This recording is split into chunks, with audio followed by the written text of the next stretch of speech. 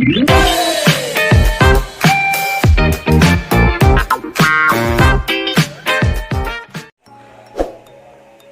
guys, magandang umaga. So ngayong araw na to mag-unbox tayo ng isang pagkain. Yes, isang pagkain kung saan mahirap buksan.